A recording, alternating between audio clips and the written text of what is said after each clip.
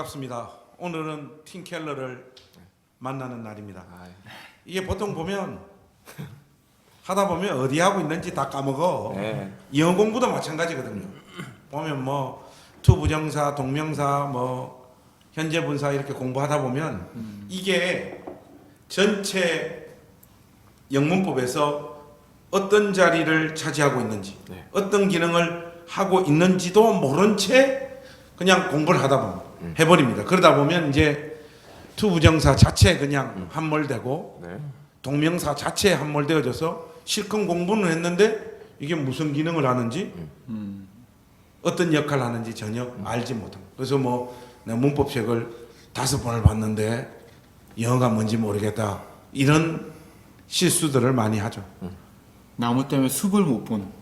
그렇죠. 제가 왜 이런 이야기를 하겠습니까? 제가 옛날에 다 그래 봤던 사람이기 때문에 그렇습니다. 이 팀켈러 책도 지금 너무 두꺼워. 너무 두껍다 보니까 읽다 보면 지금 내가 어디를 가고 있는지를 몰라요. 다시 한번 말씀드립니다. 파트 2에 복음 부흥. 거기에 보면 복음 부흥 안에도 또 이게 챕터가 나눠져 있어요. 네, 네. 그 안에 보면 복음 부흥이 사역을 만든다라고 하는 그 부분을 지금 우리가 다루고 있고, 그렇죠. 복음이 부흥이 사역을 만든다 안에 4개가 있어요. 4개가. 그러니까 지난주에 우리가 하나, 두 개를 찍었고요. 오늘 우리가 세 번째, 네 번째를 찍을 겁니다.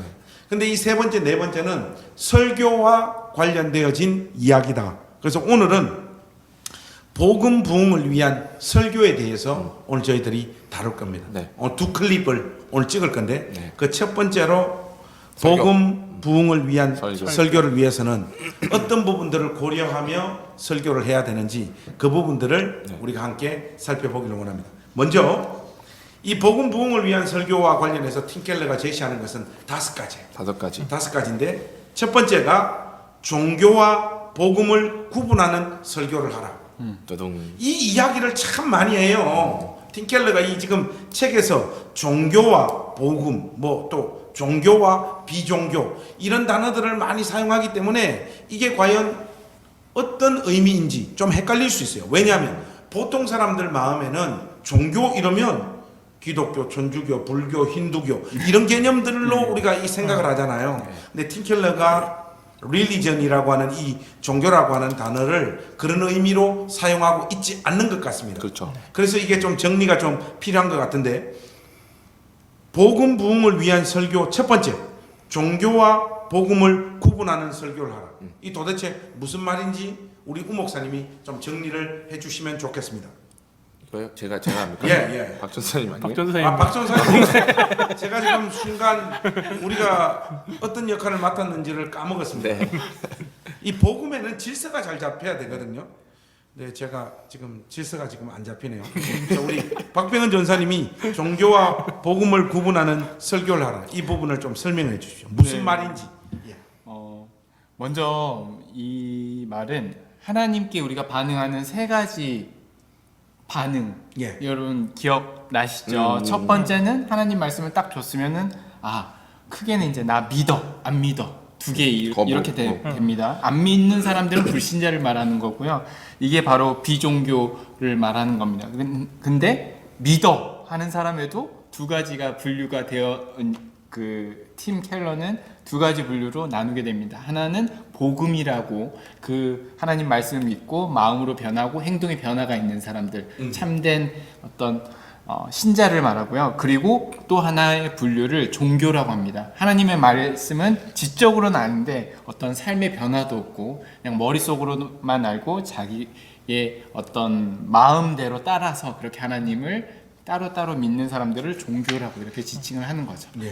그래서 이 종교와 복음을 구분하여 설교하라라는 것은, 이제 복음이라는 것은 제가 말씀드렸듯이 하나님의 말씀을 듣고 그들의 어떤 마음이 변하고 그들의 삶이 변하는 그런 설교를 말하는 거고, 종교에 대해서는 사람들이 그렇게 하나님의 말씀을 지식으로만 알고 자기 멋대로 사는 이유는 팀 켈러는 2가지를 얘기를 해요. 왜 이러한 일들이 일어나냐? 하나는 사람들이 율법주의를 생각하고 하나님의 말씀을, 또 하나는 하나님의 말씀을 받아들일 때 반율법주의, 그러니까 율법 다 필요 없다. 쉽게 말해서 율법주의는 하나님의 말씀을 일일이 다 지켜야 돼. 그래야지 하나님께서 나를 축복해 주시고 나의 삶도 이게 바로 믿음이야라고 생각하시는 분들, 반율법주의는 하나님 사랑해 주시는데 다 필요 없어. 뭐 내가 죄 지어도 또 용서 구하면 되지. 이게 반율법주의고 자유주의인데 이 구분이 분명히 이것은 복음과 다르다라는 것을 분명하게 강단에서 설교해야 된다라고 얘기하고 있습니다. 다 그런 면에서. 그러니까 지금 팀켈러가 말하는 종교와 복음을 구분하라라고 하는 것은 성도들의 심령이라든지 목회자의 이 마음에 복음으로 장착되어지지 않은 상황에서는 우리가 기독교 신앙을 율법주의라든지 네네. 뭐 엔티노미널리즘이라고 합니까? 율법 폐기론으로 흘러가게 되어지는데 그러니까 설교자들이 복음을 잘못 설교해서 율법주의를 부추기든지 아니면 율법 폐기론을 부추기든지 하는 쪽으로 설교하면 안 된다. 네, 그렇죠. 그리고 또 듣는 사람들도 이걸 잘 구분하고 이해를 해야 된다. 안 그러면 교회 전체를 장악하는 영적인 분위기가 율법주의로 가든지 아니면 교회를 지배하는 일반적인 정서가 반율법주의로 흘러가든지 할 수 있기 때문이다. 지금 그 이야기죠. 네, 그렇죠. 그래서 교회 안에 실질적으로 보면 율법주의가 교회를 장악하는 경우가 많죠. 많죠. 특히 우리 한국 교회 같은 경우에는 사람들 안에 기본적인 그 정서가 약간 유교의 어떤 명분, 네.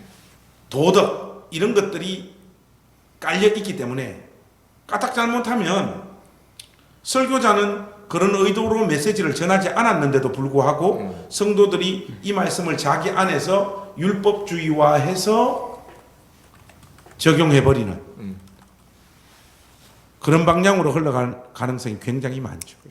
그리고 실질적으로 저도 꼬마 때부터 교회에서 이렇게 신앙생활을 쭉 해온 사람입니다마는 교회가 무서워. 어느 시점에 가면 이거 하라, 이거 하지 마라.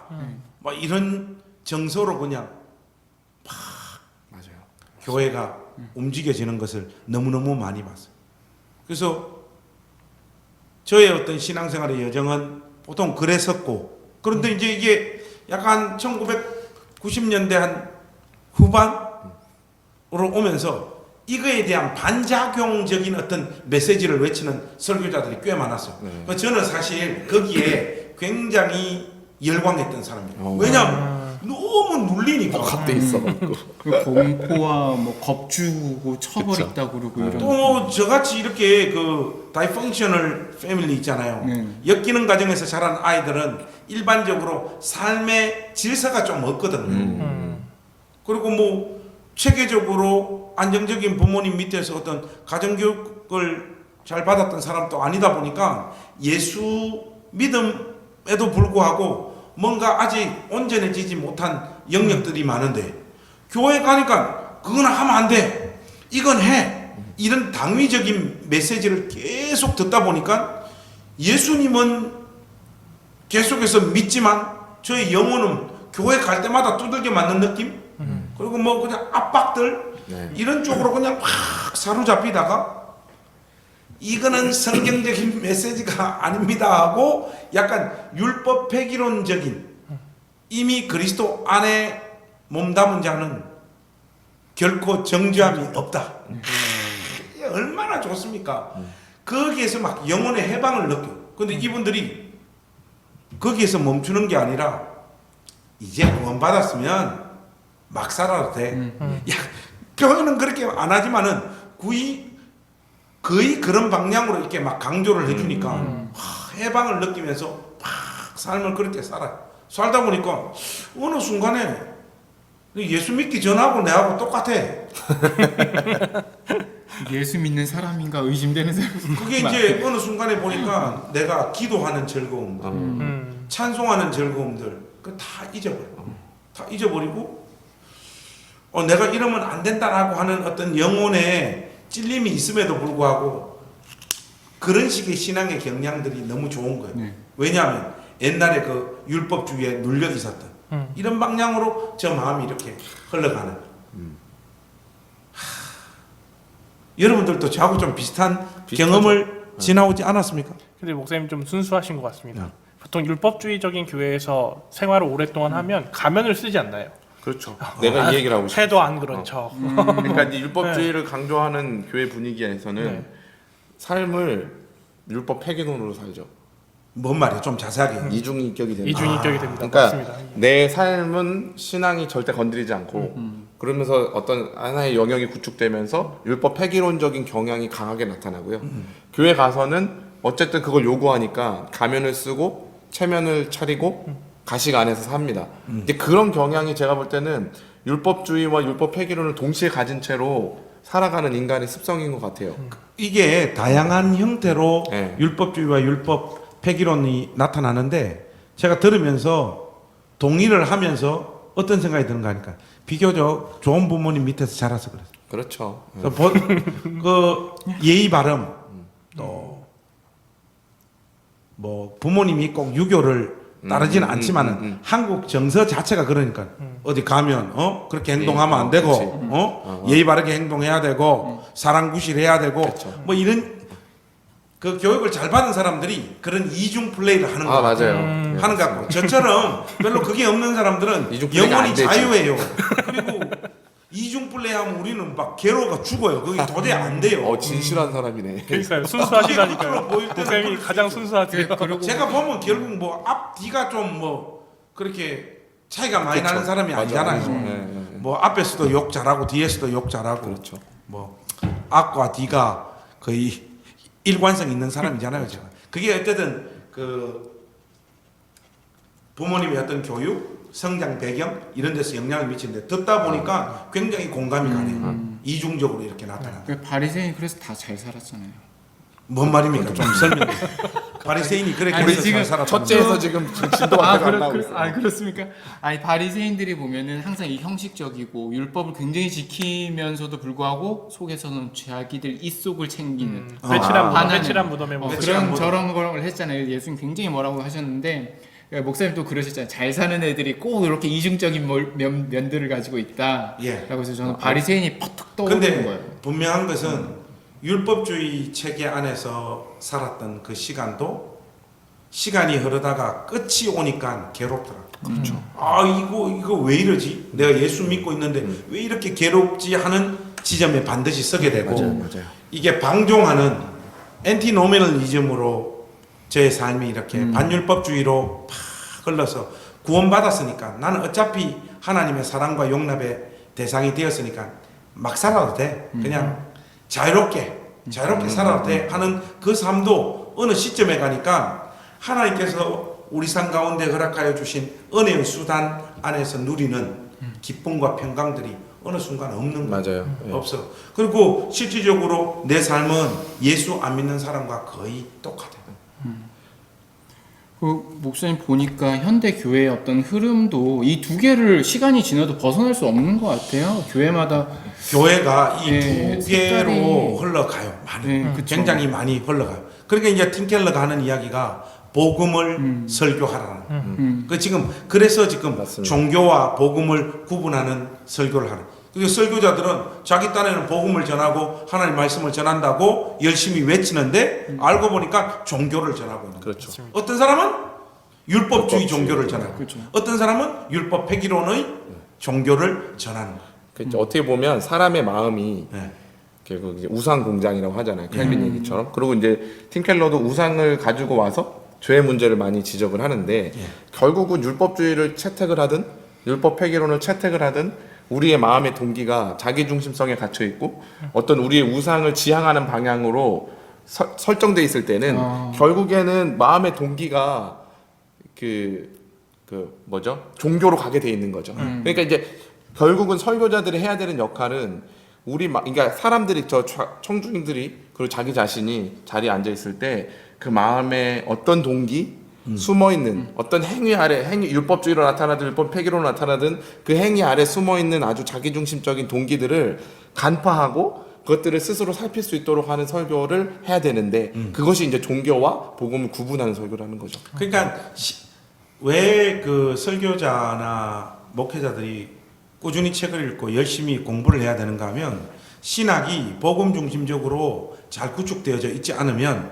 어떤 일이 벌어지는가 하면 금방 우 목사님이 말씀하시는 사람의 행위 아래 숨은 동기를 간파하지도 못할 뿐더러 설교가 널뛰기를 해요. 이 얘기했다 저 얘기했다. 한 주는 와가지고 율법주의 외쳤다가 또 한 주는 율법 폐기론을 외쳤다가 또 이 사람들에게 전혀 복음이 없느냐? 안 그래요. 어떤 순간에는요 복음을 또 전해요.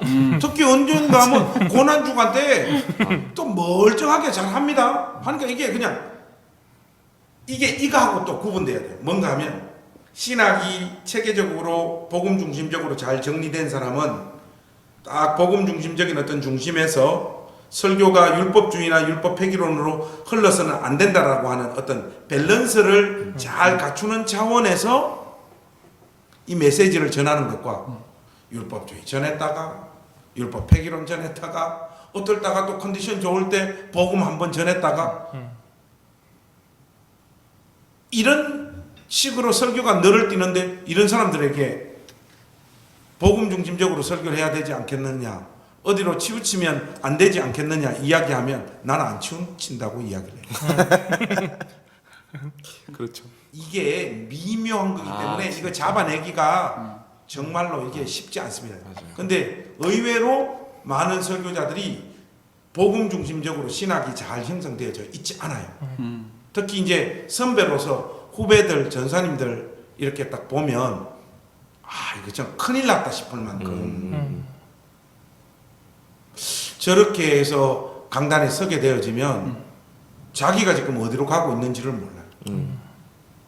근데 우리가 이런 그 팀켈러의 주장 가운데서 우리도 우리의 어떤 신학적인 체계가 복음 중심적인지 한번 살펴보는 귀한 계기로 삼아야 될 것 같아요. 근데 재밌는 게 팀 켈러는 그런 얘기를 해요. 이 복음 그 종교와 율법주의와 반율법주의가 그 뿌리가 같다라는 그 뿌리가 네, 같다. 뿌리가 같다. 그러니까 처방전도 같다라는 거죠. 아까 우상숭배 얘기를 해주셨잖아요. 그러면서 신학자 싱클레어 퍼거슨이라는 사람의 어떤 그런 나는 말을 그거 다 읽었어. 그렇습니까? 와. 퍼거슨이 그거 주장하는데 아마 내가 볼 땐 팅켈러가 싱클레어 퍼거슨 책을 읽었던 것 같아. 저 이야기를 똑같이 하거든. 싱클레어 온전한 그 책 제목이 뭐지? 그거 있어요. 이렇게 복 있는 사람이 있어. 온전한 회개인가? 온전한 믿음인가? 하여튼 네, 그 책이 신학자 있어요. 얘기하면서 뱀의 거짓말을 해요. 뱀이 어떻게 아담과 하와를 유혹했을까라고 하면서 이런 얘기를 하면서 그런 얘기를 합니다. 뱀이 어떻게 꼬셨냐면 하나님은 우리를 그만큼 사랑하지 않는 것 같아라고 이렇게 얘기를 합니다. 그래서 하나님의 제한적인 사랑을 이렇게 비좁는다라는 거예요. 하나님이 널 사랑했으면 너한테 이렇게 제한적으로 선악과 먹지 말라고 안 했을 거야. 우리한테도 얘기한다라는 거죠. 하나님이 우리를 사랑했으면 그렇게 많이 우리가 기도하고 이렇게 하면은 빨리 줬지. 안 주지 않아. 하나님이. 하나님은 아마 그러니까 율법주의는 더 많이 해야 주실 거야. 네가 더 반율법주의는 아니 하나님은 이거 처음부터 무리한 걸 했기 때문에 원래 우리한테 주는데 인색하신 분이야. 이런 식으로 교묘한 거짓말들을 우리한테 준다라는 거죠. 그런 심리를 우리가 하나님은 나한테 인색한 분이라는 마음이 딱 있으면 율법주의와 반율법주의로 흘러갈 가능성이 많다라는 거죠. 그리고 우리들에게 어떤 이기적이고 그리고 자기 자신만의 하나님을 그렇게 생각하게 되는 교묘한 거짓말이 우리들을 그렇게 이러한 율법주의와 반율법주의로 흘러가게 된다고. 뭐 교묘한 거짓말도 아니고 그런 거짓말에 우리 마음이 많이 미혹되는 것 같아요. 왜냐하면 삶이 고통스럽잖아요. 그렇죠. 누구에게나 그렇죠. 삶은 맞아요. 그러다 보니까 이제 신앙을 가진 실존 상황에서 이런 삶을 받아내려고 하면 이 도대체 뭐지? 내가 하나님 자녀라는데 기도하고 하나님을 전심으로 찾고 매달리는 내가 맞이하고 있는 이 삶의 현실이 왜 이렇게 개떡같지? 하는 이런 상황에서 중심을 잡지 못하면 우리 마음이 율법주의나 율법 폐기론으로 자연스럽게 이렇게 흘러갈 가능성이 많죠. 어느 쪽이든 율법이 부담스러운 저의 그 기질로 볼 때는 율법 폐기론 쪽으로 흘러갈 가능성이 많은 사람 같아요. 그런 저는 거 예를 들어 가지고 뭐 사람에 대해서도 그런 게 많은 것 같아요. 와, 다 쏟아줬는데, 내가 원하는 결과가 안 오네. 와, 씨, 내가 뭐 책도 사주고 밥도 사주고 용돈도 주고 이렇게 사랑하고 이렇게 의리도 지켰는데, 전마저거 의리 안 지키네. 그래, 마, 나 알아서 해. 폐기. 그때부터는 너는 용돈 폐기야. 해가지고 마음을 딱 끊어버리는 것처럼 이런 사람을 대하는 이런 식의 태도가 하나님을 향해서도 가질 수 있죠. 그렇죠. 기도했어요. 새벽 기도도 했어요. 헌신도 했어요. 힘에 지나도록 헌금도 했어요. 주를 위해서 수고를 하고 인생도 들었어요. 근데 주님 왜 내 인생은 첫날 만날 이렇게 고통스럽고 힘들게 합니까? 의문을 제기를 해요. 그래도 하나님이 반응이 없네. 그때는 당연히 어떻게, 오케이, 하나님 나한테 이러시면 나도 내가 갈랍니다 하고 이제 막 사는 거지. 막 산다는 게 그냥 막 산 게 아니라 그냥 보통 사람처럼 예수 안 믿는 사람처럼 이렇게 사는 거죠. 전사님이 지적하신 그 내용이 굉장히 설득력 있는 이야기인 것 같습니다. 그래서 어쨌든 설교자들이 바로 금방 우리가 다루었던 종교와 복음을 잘 구분하는 설교를 하라. 이게 틴켈러가 제시한 거고요. 두 번째는 은혜의 풍성함을 전하기 위한 거룩함과 하나님의 사랑을 모두 설교하라. 제가 이 두 번째 이 틴켈러의 그 복음 부흥을 위한 설교의 제안을 읽으면서 어떤 생각이 드는가 합니다. 아니, 이 이야기는 일본에서 이미 다 한 이야기를 말을 좀 바꿔가지고 지금 하고 있는 듯한 느낌을 받아요. 김영근 전사님 좀 그렇지 않습니까? 네, 맞습니다. 그러니까 일본에서 나왔던 이야기의 어떤 구체적인 모습으로 드러나는 부분을 이야기하고 있는 게 아닌가, 저도 그런 생각이 들었습니다. 왜냐하면 앞선 이야기했던 것처럼 종교와 비종교에 대한 내용 안에서 율법주의와 율법 폐기주의를 이야기했었잖아요. 그리고 그 뿌리가 어떤 인간의 이기심, 하나님을 이용해 먹으려고 하는 동기에서부터 시작되는 문제들을 이야기하고 있었는데, 여기 두 번째 내용 안에서도 결국은 이 은혜의 풍성함을 전하기 위한 거룩함과 하나님의 사랑을 모두 설교하라고 이야기하고 있는데, 이 둘 중에 하나로 편중되게 되거나 하나만 이야기하게 되면 앞에 나왔던 모습들, 율법주의나 율법 폐기주의가 나타나게 된다고 이야기를 하고 있습니다. 그러니까 예를 들면 하나님의 심판, 공의, 정의, 거룩함 이런 것만 강조하게 되면 결국은 저희가 앞서 얘기했던 것처럼 되게 규범적인 신앙이 되잖아요. 그렇죠. 이거 지키면 되고 이거 지키면 안 되고 하는 것들을 신앙의 공식으로 세워서 그것들을 이루어 나가는, 결국은 그게 처벌, 그렇죠. 이런, 그런 뉘앙스가 저변에 깔려 있고, 그래서 결국은 그게 율법주의로 흘러가게 되어지는 경향이 나타나게 되어지고, 반대로 사랑, 하나님의 은혜와 자비 그리고 용서만 강조하게 된다면 결국은 하나님이 날 용서하셨으니까, 하나님 날 사랑하시니까 아무 상관없어 라고 해서 결국은 자유주의로, 그러니까 율법 폐기주의로 이어지게 되어지는 모습이 있기 때문에 이 두 가지를 균형을, 센터 처치라는 제목처럼 다시 한번 그 균형을 잘 맞춰서 설교해야 된다고 이야기를 하고 있습니다. 아주 분명해졌어요. 저는 이제 우리 김영근 전사님 설명을 들으니까 확실히 설교자의 삶의 이력 그리고 설교자의 어떤 성격이 신학을 형성하는 데도 영향을 굉장히 많이 미쳐요. 그런 것 같아요. 저 같은 경우에는 율법 폐기론의 경향으로 교회가 흘러가지 않도록 굉장히 조심해야 될 사람. 왜냐하면 저의 어떤 메시지의 컬러가 여기 보면 은혜와 사랑과 자비와 용서를 지나치게 강조할 경향이 많아요. 그 실질적으로 교회 안에서도 제가 이제 이렇게 들여다보면 기본적인 신앙의 의무에 너무 자유로운 사람들이 교회 안에 많은 것 같아요. 그렇죠. 뭐 예를 들면 헌금하는 일에 완전 자유한 사람들 많아요. 예배하는데 완전 자유하는 사람들 많아요. 근데 이런 사람들이 또 어디에는 열심을 내느냐? 교제에는 열심히 낸다. 노는 데는 막 적극적으로 와서 어울리고 막 즐겨요. 그런데 이상하게도 우리가 하나님을 예배한다든지 자기를 절제하면서 하나님 앞에 뭔가를 드려야 되는 일들에 있어서는 인색함을 넘어서 아예 자유한 사람들이 많은 것 같아요. 이런 사람들을 딱 보게 되어지면 저 마음 가운데는 어떤 생각이 드는가 하면 분노가 치밀고 전만은 예수 안 믿는 인간 같다 이런 식으로 또 막 거센 공격이 저의 그 마음 안에서는 막 일어나요. 그 저 같은 경우에는 거센 공격이 저의 마음에서 일어날 때는 그 말을 안 해요. 안 하고 어떻게 했는가 하면 포기를 해버려요. 저 같은 경우에. 그 김영근 전사님 설명 들으면서 이 참 조심해야 되는 거구나. 그 결국은 율법 폐기론으로 흘러가는 사람들을 다시 균형 잡힌 심령의 상태로 끌고 오는 것은 복음을 온전히 설교하는 것이지. 율법 폐기론으로 저쪽으로 갔기 때문에 율법주의를 강조해서 이 사람들을 균형 잡게 하려면 이 사람 영혼들 다 파괴시켜 버렸죠. 그렇죠. 맞습니다. 굉장히 이 어떤 설교자가 가져야 되는 이 어떤 마음의 상태 그리고 어떤 심령의 갈등들 이거 컨트롤 하지 못하면 영혼들 다 죽여나가거든요. 이 굉장히 중요한 이야기라는 거. 항상 그렇듯이 밸런스가 되게 중요한 것 같아요. 거룩함과 사랑 둘 다 좋은 신학을 가질 수 있도록 도와주게. 그래서 팀 켈러가 이런 말을 합니다. 한번 들어보세요. 이게 162페이지에 나오는 말인데 하나님이 절대적으로 거룩하며 동시에 절대적으로 사랑이심을 깨달을 때 사람들은 예수님의 십자가에 진정으로 전율하며 변화되기 시작한다. 거룩과 은혜로 말미암아 우리는 죄를 미워할 뿐만 아니라 동시에 자신을 병적으로 미워하는 것에서 벗어날 수 있게 되어진다.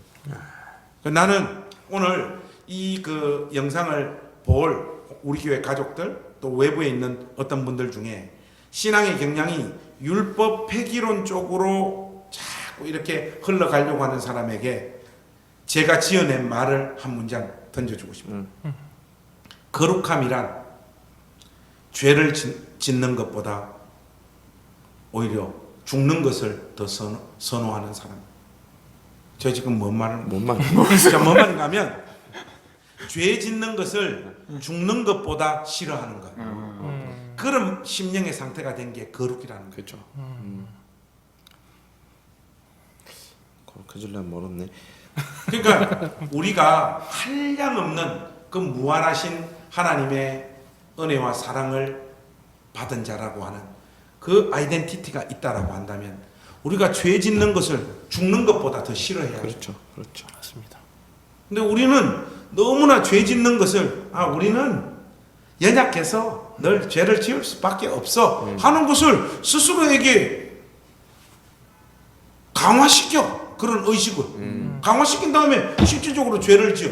이거는 우리의 경건과 우리의 거룩의 개념에 문제가 많은 거죠. 그렇죠. 맞습니다. 그래서 어쨌든 팀 켈러의 두 번째 그 복음 부흥을 위한 설교로서 은혜의 풍성함을 전하기 위한 거룩함과 하나님의 사랑 모두를 설교해야 된다라고 하는 이야기. 세 번째는 팀 켈러가 이런 이야기를 합니다. 진리에 대해 명확하면서도 실제적으로 설교하라. 뭐 이렇게 하고 싶지 우리도 잘 안 돼서 문제지. 오 목사님 이 도대체 뭔 말입니까? 이게 예. 뭐 예화나 적용을 잘해서 사람들이 이해하기 쉽게 진리를 설명해라 이런 뜻이라고 오해할 수 있거든요. 그런 말 아니에요? 그런 말이 아니고요. 사실 이 내용은 보통 우리 설교가 아까 얘기한 것처럼 뭐 종교, 교훈으로 흘러가거나 뭐 이렇게 갈 수 있잖아요. 예. 아니면 피상적인 이야기들로 채워질 수 있는데 그렇기 때문에 설교에서 선포되는 어떠한 그 성도들에게 요구되는 어떤 행동이 그냥 지식에서 gat혀 있거나 아니면 그냥 해라 하지 말아야 갇힐 수 있다라는 거예요. 복음 설교를 해도 사람들이 들을 때 그래서 사랑하라는 그래서 어쩌라는 거야. 약간 이런 식으로 반응을 하는 게 인간이라는 거죠.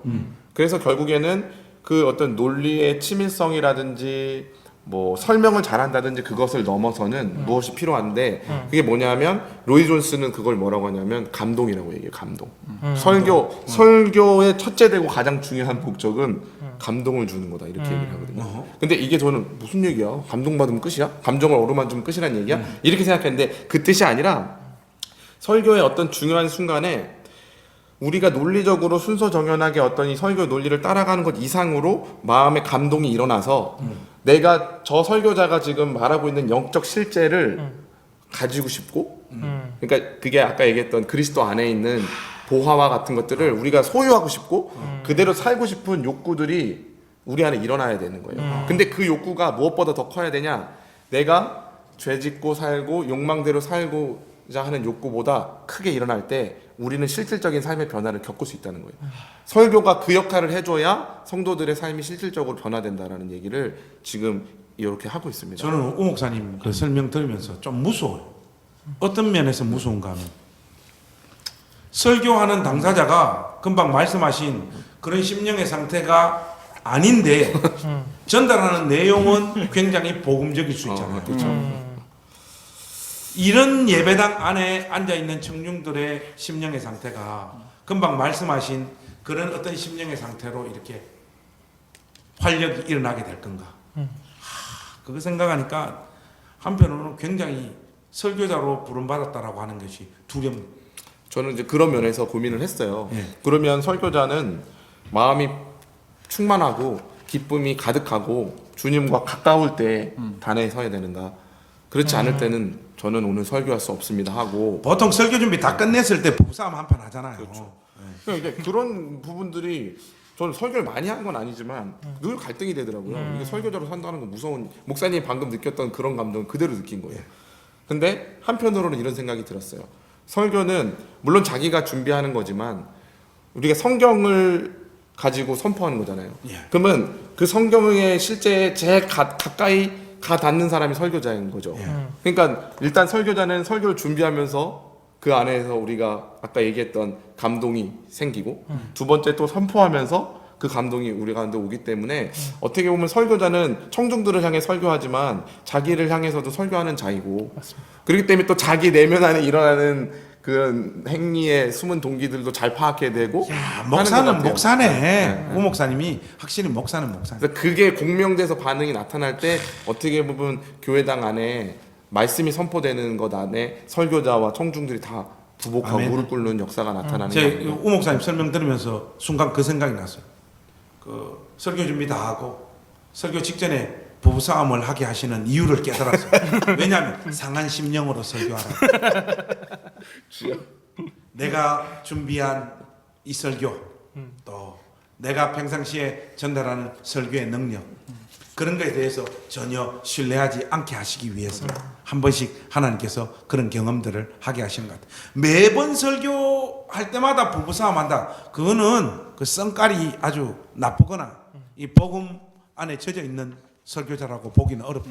그렇죠. 네. 한 번씩 어떨 때 한 번씩 그런 경험들이 우리도 하여금 참 낮아지고 또 낮아지고 정말로 상한 심령으로 강단에 세우시기 위한 하나님의 계획일 수도 있겠다. 문득 네네네. 이런 생각들이 살짝 들었습니다. 팀 켈러가 이제 예. 설교라는 책에서 이 주제에 대해서 좀 얘기하면서 그런 얘기를 해요. 예.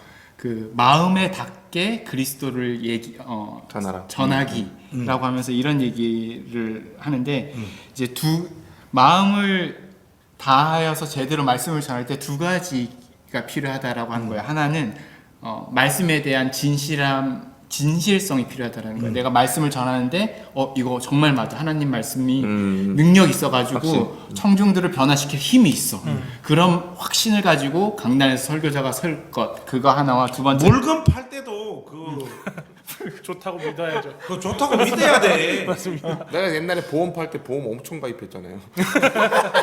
내가 설득돼 갖고. 그러니까 본인이 설득 안 된 상황에서 뭐 그 제대로 전환하는 게 그 그런 경우 많잖아요, 목사님들. 제가 그 문득 들으니까 그 찔림이 와요.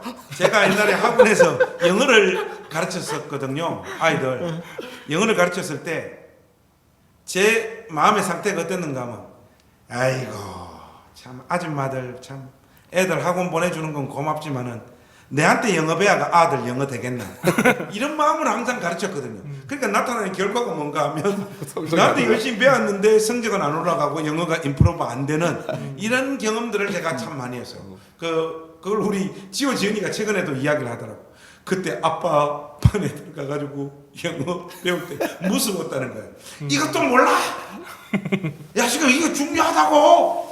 목소리는 높이고 강조는 하는데 지금 아빠 남아있는 게 아무것도 없어. 근데 제 마음 깊숙한 곳에서는 저도 알았다. 나한테 배워가지고 영어 안 된다는. 참 그 이야기가 떠오르네요. 좋습니다. 두 번째는 두 번째. 감각적인 생각과 견해가 필요하다라고 그게 합니다. 뭔 말이에요? 이게 무슨 말이냐면 사람들이 그 마음속 이걸 충분하게 이 말씀을 상상할 수 있도록 자신의 어떤 감정을 터치할 수 있고 그들이 어떤 문제 때문에 괴로워하고 이 사회의 문제가 뭐 그렇기 때문에 설교자는 이 사회에 대한 어떤 인문학적이고 철학적이고 여러 가지 생각에 대해서 자유롭게 넘나들 수 있는 그런 사고력과 지식을 열심히 공부해야 될 의무가 있다라고 이렇게 또 얘기를 하더라고요. 갑자기 그 이야기 들으니까 기가 팍 꺾이네. 그래서 너 세 명은 설교자 하면 안 돼 그러면.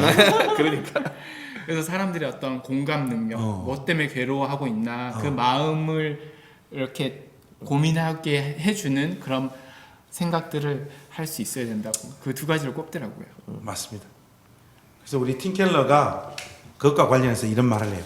설교의 첫째 되고 가장 중요한 목적은 감동을 주는 것이다. 그게 우리 우 목사님과 금방 박병원 전사님 설명하신 것처럼 설교자가 그런 확신과 그런 중심으로 메시지를 전달하고 청중들은 그 설교를 들으면서 와 나도 진실로 저렇게 살고 싶다. 내 삶에 저러한 열매가 맺히기를 갈망한다라고 하는 그 심령 그리고 그 모습을 상상하고 꿈꾸고 소망하는 그 역사가 설교 시간 안에 일어나는 것. 그게 바로 감동이라는 것이잖아요. 그래서 감동을 주는 것이다 하는 말이 그 말이고 그것은 중요한 순간에 감명을 주는 것이며 순서 정연하게 기억할 수 있는 것, 기여할 수 있는 것, 기억할 수 있는 것, 이어갈 수 있는 것 아닌가요? 아니, 기억할 수 있는 거니까 기억할 수 있는 것, 내가 설교를 잘 저렇게 적었고 순서정연하게 정리했어라는 것 이상으로 기억할 마음에, 수 있는 것 이상으로 마음에 감동을 주는 것이다. 우리는 정보의 전달자가 아니다. 보면 어떤 설교자들이 그 보면 그 지식적인 설교를 강조한다고 이건 뭐 감동은 하나도 없고 그 어떤 내용 자체만 이렇게 전달하려고 하는 주에만 하다가 설교가 끝나는 듯한 느낌 이런 느낌을 주는 설교들이죠. 우리는 정보의 전달자가 아니고 사람들에게 책을 찾아서 읽고 정보를 얻으라고 말할 수 있어야 한다. 오히려 그런 영역은 설교의 핵심은 그런 지식이 살아있게 하는 것입니다. 그래서 이런 모든 이야기들을 사실은 팀켈러가 누구에게서 영향을 받았는가 하면 조나단 에드워드에게 영향을 받은 거예요. 그래서 조나단 에드워드가 이 마음에 이 감동이 있는 상태를 이렇게 묘사를 했어요. 지성과 마음의 상태가 가장 활력을 띈다. 이렇게 표현했거든요. 그 지적인 어떤 내용 그리고 이 마음의 상태가 가장 활력을 띄어서 뭘 꿈꾸는가 하면 말 그대로 설교자가 전달하는 저 세계로 내 삶이 뛰어들기를 원한다라. 그 감동, 그 감동의 상태를 설교자는 이끌어내야죠. 그러니까 팀켈러가 진리에 대해 명확하면서 실제적으로 설교하라고 하는 말의 뜻이 바로 이겁니다. 맞아요. 좋습니다. 한 이 정도로 세 번째 넘어가고요. 네 번째로 팀켈러가 모든 본문에서 그리스도를 설교하라. 이렇게 이는 살짝 좀 열받네. 이 네 번째 지침은 왜냐하면 저는 팀켈러가 이 말을 하는 의도는 뭔지 잘 알겠어요. 알겠는데 사실 뭐 바울 서신이나 뭐 신약 성경의 다른 책에 보면 모든 설교가 그리스도를 말하는 것으로 끝나지 않잖아요. 그렇죠. 뭐 인내하라, 섬겨라, 봉사하라, 충성하라라고 하는 어떤 구체적인 당위를 요구하는 메시지들이 실질적으로 있잖아요. 그런 본문에서는 그런 설교를 해야 되는 거 아닙니까? 그렇죠. 그잖아요. 근데 이게 팀켈러가 모든 본문에서 그리스도를 설교하라. 이게 자칫 이 팀켈러의 의도를 오해하면 이 팀켈러가 금방 제가 제기하는 이런 비판을 좀 받아야 돼. 근데 팀켈러가 모든 본문에서 그리스도를 설교하라라고 하는 이 말의 명확한 뜻이 뭡니까? 의도가 정확하게 뭡니까? 이제 그게 인간의 마음이 그리고 인간의 사고 방식이 어떤 종교적이고 또 공로와 자기의의 틀을 갖추고 있다라는 전제에서 자꾸만 복음적인 사고를 하다가도 자꾸 종교로 미끄러지는 성향을 가지니까 어떻게 보면 강단에서 설교를 선포할 때는 그런 교훈들이나 그러한 요구들 성경이 뭐 디모데가 얘기하는 것처럼 의로 교육하고 디모데가 얘기한 게 아니라 디모데에게 보낸 바울의 편지에서 의로 교육하고 또 가르치고 교훈과 책망에 충분한 책이라고 말을 하지만 성도들에게 이미 그것은 하나의 율법으로 제시가 되고 있다라는 거죠. 그렇기 때문에 결국 그렇게 살 수 있도록 만드는 동력이 복음인데 설교 안에서 계속해서 그 복음을 지향하며 예수 그리스도가 우리에게 행하신 일들을 선포해 주는 것이 어떻게 보면 실제로 우리가 그렇게 성경이 요구하는 지침들 뭐 교훈들을 실행할 수 있고 행할 수 있게 만드는 동력이다라는 측면에서 그리스도 중심적인 설교를 하라고 계속 강조하는 것 같아요. 그러니까 틴켈러의 설교의 원리를 보면 약간 이런 특징들이 있어요. 죄를 우상숭배의 개념으로 바꾸어서 네. 설교하는 경향이 있어요. 이게 뭔가 하면 예를 들어 우리 시대의 사람들이 우상숭배를 하는 내용들을 보면 뭐 다른 종교를 믿는 이런 것보다도 가정을 하나님보다 더 소중하게 여긴다는 거죠. 뭐 로맨스, 결혼, 인생의 성공, 안정된 삶, 뭐 워라벨, 뭐 이런 거 있잖아요. 뭐 이런 것들을 하나님보다 더 자기 삶에서 중요한 가치로 두는 경향이 있잖아요. 그 사람들이 이런 식의 우상숭배를 하는 이유가 뭔가 하면 행복해지고 싶어서 그런 거거든요.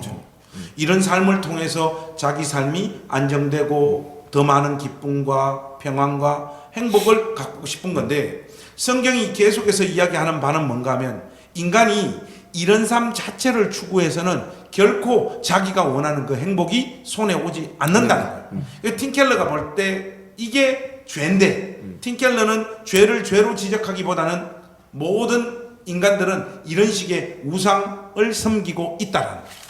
그걸 1차적으로 틴켈러의 설교에서는 지적을 해요.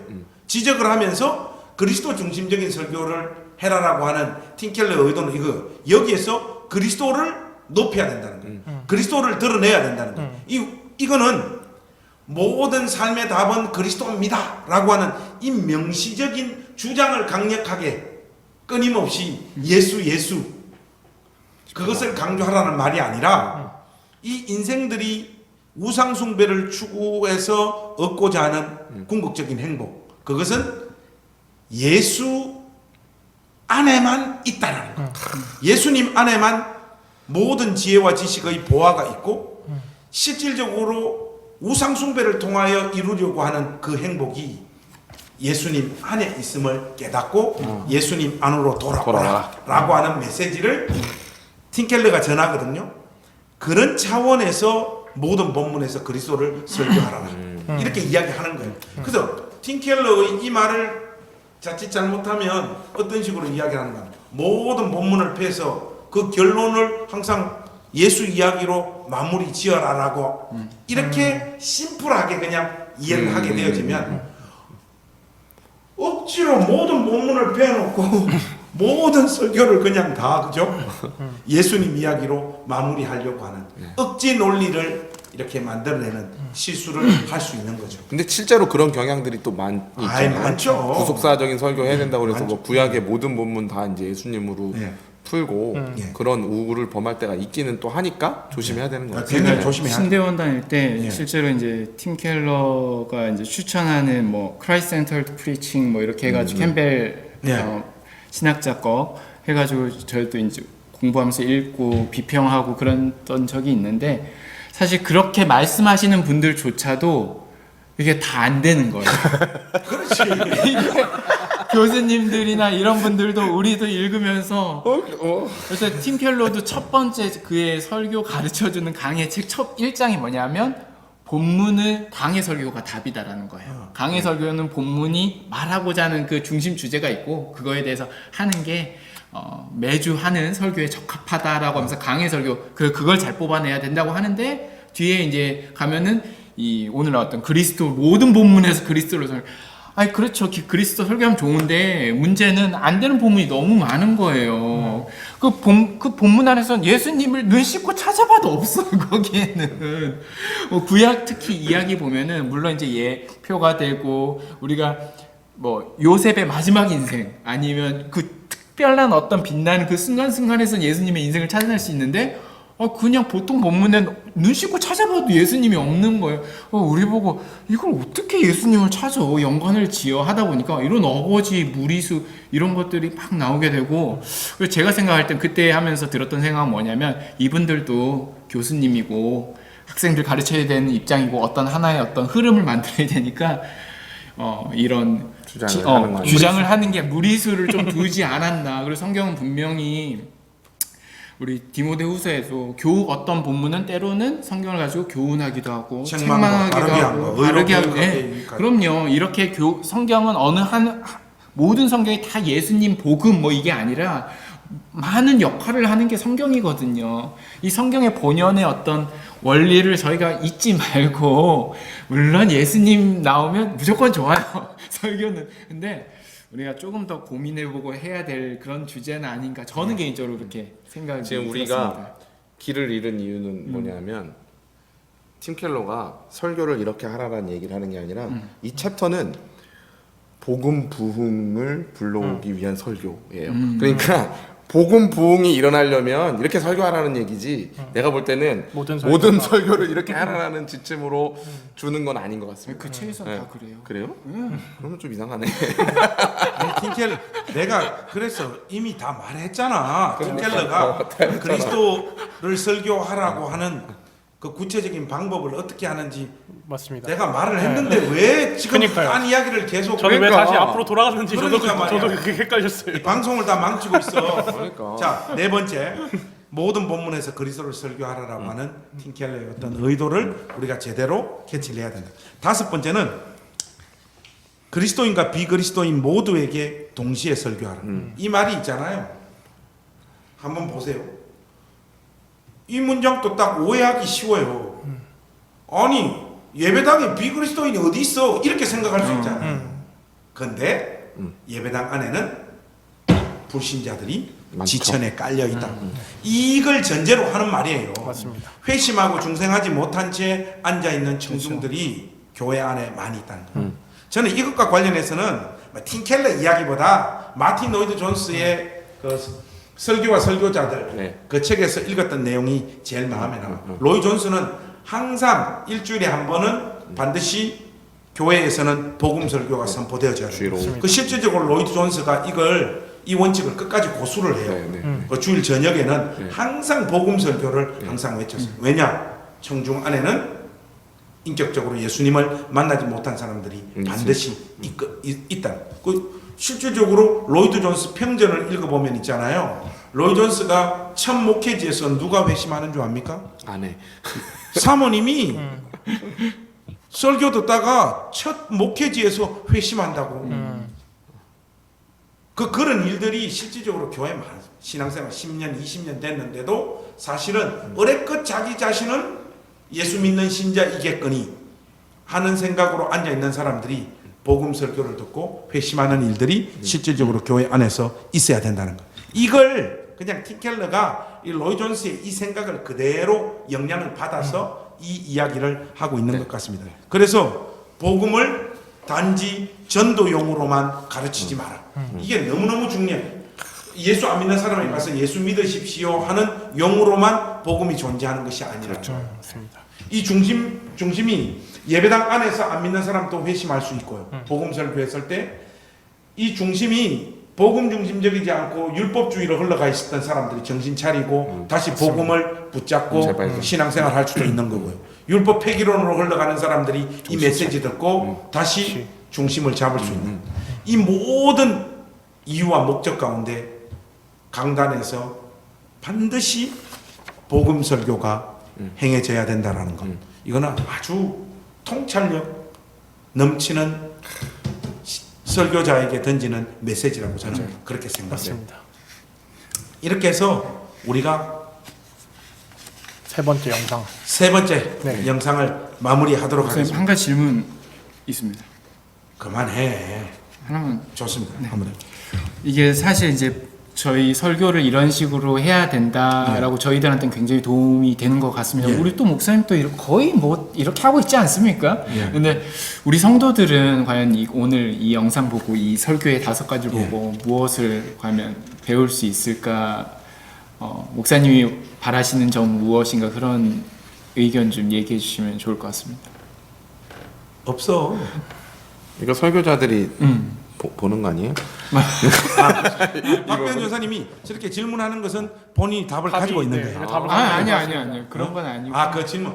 성도들이 이런 그 성도들에게 유익은 뭔가 하면 이게 설교하는 사람들에 대한 지침 같아도 안에 있는 내용들은 이 영상을 듣는 성도들도 그렇죠. 내가 돌아볼 수 있네. 하나님 말씀을 이런 식으로 접근을 했구나, 이런 식으로 이해를 했구나. 네. 그리고 나의 지금 신앙의 경향이 이거 율법주의 성격이 강하다, 율법 폐기론이 강하다라고 하는 것을 이런 어떤 지침들 가운데서 그렇죠. 자기의 영혼을 살피는데 굉장히 도움이 될 만한 내용이라고 확신합니다. 혹시 우리 전사님 그와 관련해서 뭐 하고 싶은 말씀이 있는 게 아니에요? 아닙니다. 아닙니까? 좋습니다.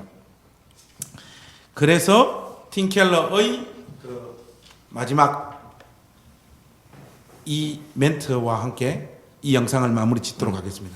양육하면서 전도하고 전도하면서 양육하는, 이게 팀켈러가 마지막으로 하는 이야기입니다.